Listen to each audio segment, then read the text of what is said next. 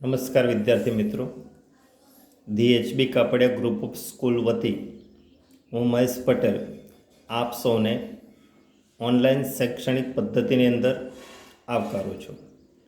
ધોરણ 12 અર્થશાસ્ત્ર વિષયની અંદર અગાઉ આપણે પ્રકરણ 2 વૃદ્ધિ અને વિકાસના નિર્દેશકોની અંદર 8 લેસન અંતર્ગત અભ્યાસ કરી ચૂક્યા છીએ. છેલ્લે જે આપણે અભ્યાસ કર્યો હતો જેની અંદર જીવનની ભૌતિક ગુણવત્તાનો આંક એટલે કે physical quality of life index PQLI આ સંદર્ભે અભ્યાસ કરી ચૂક્યા હતા કે જેની અંદર જીવનની ભૌતિક ગુણવત્તાના આંકની રચના કેવી રીતે થાય છે એ સંદર્ભે અભ્યાસ કર્યો હતો. આજે આપણે PQLI એટલે કે જીવનની ભૌતિક ગુણવત્તાનો આંક કે જેની અંદર મહત્ત્વની બાબતો કઈ છે એનો અભ્યાસ કરીએ. આ પ્રશ્ન 2 ગુણના પ્રશ્નની અંદર કે 3 ગુણના પ્રશ્નની અંદર પૂછાતો મહત્ત્વનો પ્રશ્ન છે.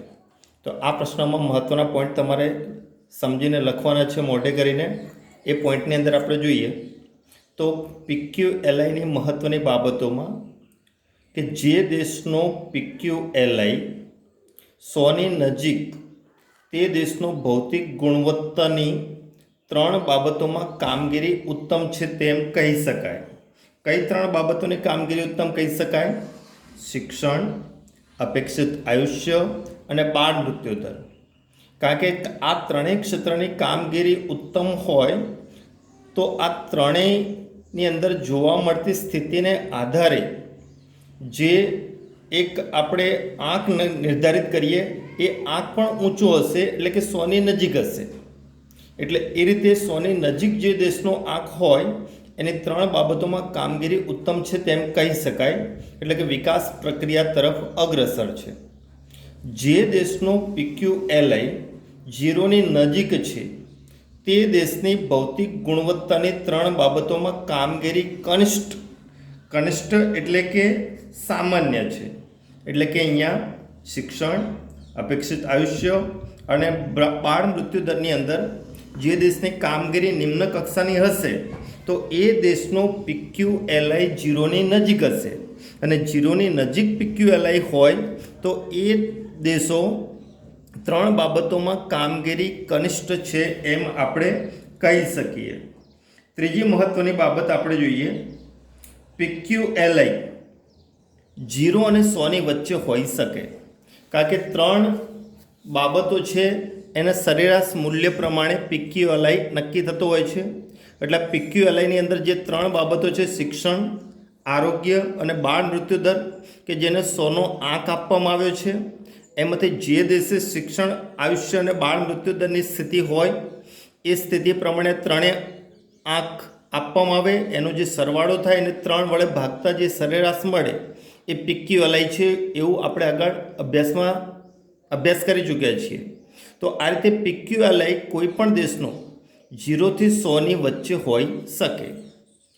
PQLIના આંકથી એક જ દેશના 2 રાજ્યો કે 2 જુદા જુદા દેશોની તુલના થઈ શકે છે. એટલે કયા પ્રદેશો, કયા રાજ્યો કે કયા દેશો PQLIની બાબતમાં ઉચ્ચ કક્ષાની કામગીરી ધરાવે છે કે વિકાસ ધરાવે છે કે કયા દેશો આપણા કરતાં ઉત્તરતી કક્ષાની કામગીરી ધરાવે છે એમ તુલનાત્મક સાપેક્ષમાં અભ્યાસ કરવા માટે પણ PQLI મહત્ત્વનો પુરવાર થાય છે. જેમ PQLIનો આંક નીચો તેમ દેશનો આર્થિક વિકાસ નીચો છે તેમ કહી શકાય. અને જેમ PQLIનો આંક વધારે કે ઊંચો તેમ દેશનો આર્થિક વિકાસ પણ વધારે તેમ કહી શકાય. તો આ રીતે PQLIની મહત્ત્વની અહીંયા 6 બાબત ટૂંકમાં જોઈએ તો PQLI 100ની નજીક હોય તો એ દેશોની 3 ક્ષેત્રોમાં કામગીરી ઊંચી. PQLI 0ની નજીક હોય તો એ લોકોની 3 બાબતોમાં કામગીરી કનિષ્ઠ. PQLI 0થી 100ની વચ્ચે હોય છે અને PQLIથી રાજ્ય અને દેશ વચ્ચે તુલના થઈ શકે. PQLIનો આંક નીચો તો તે દેશનો આર્થિક વિકાસ પણ નીચો અને PQLIનો આંક ઊંચો તો એ દેશનો આર્થિક વિકાસ પણ વધુ છે. તો આ રીતે PQLI સંદર્ભે મહત્ત્વની 6 બાબતો કે જે 3 ગુણના કે 2 ગુણના પ્રશ્નની અંદર પૂછાય તો તમારે લખવાની રહેશે. હવે આગળ બીજી મહત્ત્વની બાબત કે PQLIની અંદર કેટલીક સકારાત્મક બાબતોની અંદર આપણે જોઈએ તો PQLIની જે સકારાત્મક બાબતો છે એમાં PQLIમાં માનવ જીવનના ધોરણને સ્પર્શતા શિક્ષણ, આરોગ્ય જેવી બાબતોનો સમાવેશ થાય છે. આરોગ્યની અંદર બાળ મૃત્યુ દર પણ આવી જાય છે. એટલે PQLI માથાદીઠ આવકના નિર્દેશક કરતાં ચડિયાતો છે એમ આપણે ગણી શકીએ. કારણ કે માથાદીઠ આવકની અંદર 2 જ બાબતો ધ્યાનમાં લેવાય, રાષ્ટ્રીય આવક અને દેશની વસ્તી. જ્યારે PQLIની અંદર માનવ જીવનને સ્પર્શતી બાબતો શિક્ષણ અને આરોગ્ય ધ્યાનમાં લીધું છે. એટલે માથાદીઠ આવક કરતાં વિકાસના નિર્દેશક તરીકે PQLI ચડિયાતો છે એમ કહી શકાય. આર્થિક વિકાસના નિર્દેશક તરીકે PQLI એ રાષ્ટ્રીય આવક અને માથાદીઠ આવક કરતાં ઓછી મર્યાદાવાળા છે. એટલે કે ઓછી એમાં ક્ષતિ, ખામી કે ઉણપ જોવા મળે છે. એટલે વિકાસના નિર્દેશક તરીકે રાષ્ટ્રીય આવકનો નિર્દેશક અને માથાદીઠ આવકના નિર્દેશક કરતાં PQLI નિર્દેશક વધારે સારો છે, ચડિયાતો છે. એટલે કે રાષ્ટ્રીય આવકને માથાદીઠ આવક જેટલી એમાં મર્યાદા જોવા મળતી નથી. PQLIથી જુદા જુદા દેશ, જુદા જુદા રાજ્યો કે જુદા જુદા જૂથોનો તુલનાત્મક અભ્યાસ થઈ શકે છે. એટલે કોણ કોના કરતાં ચડિયાતા છે કે વિકાસમાં આગળ છે એ અભ્યાસ કરવામાં પણ PQLI મહત્ત્વપૂર્ણ પુરવાર થતો હોય છે. PQLI થકી શહેરી અને ગ્રામીણ, સ્ત્રી અને પુરુષ વર્ગનો PQLI બનાવી તેમની પણ આપણે તુલના કરી શકીએ. તો આ રીતે PQLIની સકારાત્મક મુખ્ય અહીંયા 5 બાબતો છે જે 2 ગુણના પ્રશ્ન તરીકે ઇમ્પોર્ટન્ટ છે.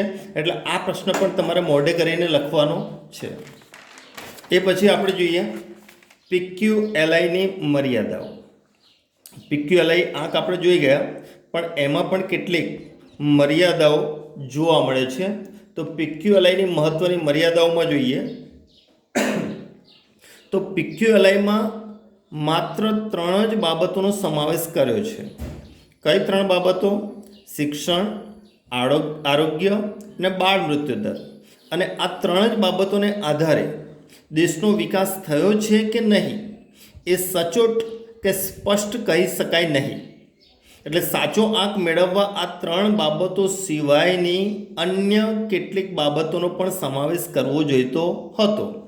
એટલે 3 બાબતોને આધારે કોઈપણ દેશના વિકાસ સંદર્ભે નિર્ણય લઈ શકાય નહીં કે વિકાસ થયો છે કે નથી થયો.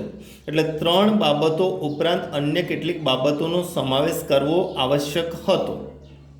PQLI માત્ર સરેરાશ દર્શાવે છે, જેમ કે 3 નિર્દેશકને મળેલા આંકને એટલે કે શિક્ષણ, આરોગ્ય અને બાળ મૃત્યુ દર, આ 3 આંકને મળેલા આંકને 3 વડે ભાગવાથી મળતો આંક PQLI છે જે સરેરાશ છે. આ સરેરાશથી તે દેશની 3 બાબતોમાં અગ્રિમતા કે પછાતપણ વિશે કહી શકાય નહીં. એટલે સરેરાશથી નિર્ણય લેવાતો નથી. એટલે અહીંયા માત્ર PQLIમાં 3 બાબતોની સરેરાશ હોવાથી સરેરાશથી વિકાસ સંદર્ભે ચોક્કસ નિર્ણય કહી શકાય નહીં કે લઈ શકાય નહીં. એટલે ત્યાં પણ મર્યાદા જોવા મળે છે. ત્રીજી મર્યાદા જોઈએ તો કોઈ પણ દેશનો PQLIનો દર ઊંચો હોય, હાલમાં તે દેશનો વિકાસ બીજા દેશો કરતાં વધારે છે તેમ સામાન્યકરણ કરી શકાય નહીં.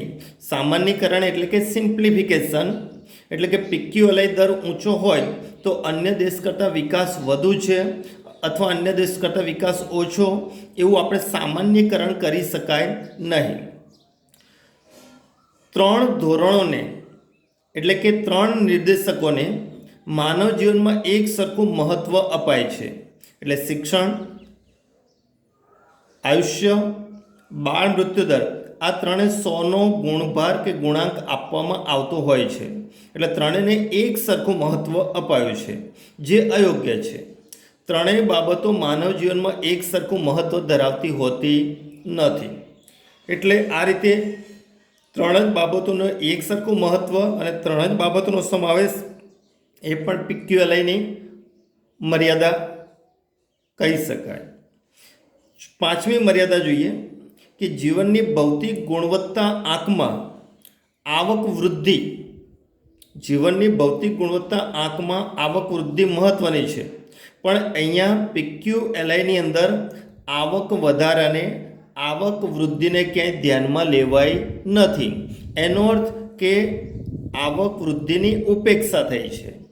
જો વ્યક્તિની આવક વધે તો જીવનની ગુણવત્તા અને જીવન ધોરણમાં પણ ઉત્તરોત્તર સુધારો થાય એ ચોક્કસ છે. છતાં પણ અહીંયા આવક વૃદ્ધિ મહત્ત્વની હોવા છતાં એની ઉપેક્ષા થઈ છે. એ ઉપેક્ષા ખરેખર PQLIની મર્યાદા કહી શકાય. છેલ્લી, ધનિક દેશોની PQLI વધવાની ગતિ ધીમી હોય છે, કારણ કે સરેરાશ આયુષ્ય અમુક હદથી વધારે વધારી શકાતું નથી.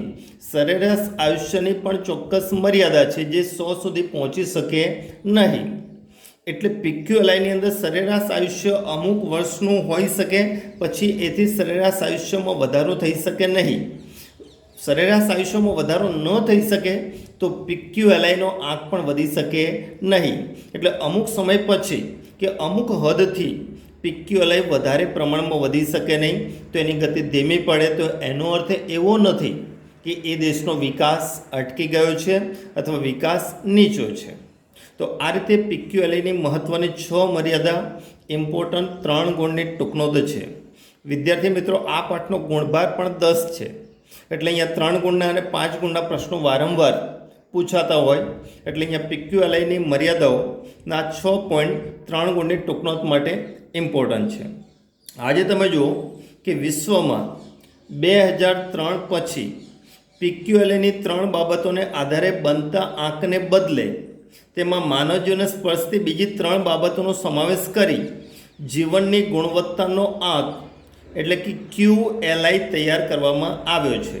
એટલે કે PQLIની મર્યાદાઓને ધ્યાનમાં લેતા માત્ર 3 જ બાબતો હતી, એને દૂર કરી હવે 3 બાબતોને સ્થાને બીજી 3 બાબતો ઉમેરી, એટલે કે 6 બાબતોને આધારે એક નવો આંક તૈયાર થાય, જેને QLI તરીકે ઓળખવામાં આવે છે, ક્વોલિટી ઓફ લાઈફ ઇન્ડેક્સ. તો આ રીતે PQLIની મર્યાદા દૂર કરવા માટે આ નવી વિકાસના નિર્દેશક તરીકેની પદ્ધતિ અસ્તિત્વમાં આવેલી જોવા મળે છે. તો અહીંયા વિદ્યાર્થી મિત્રો 2 ગુણના 2 પ્રશ્નો અને એક ટૂંકનોંધ ચાલી, જે ત્રણેય પ્રશ્નો તમારે મોઢે કરીને લખવાના છે. અસ્તુ.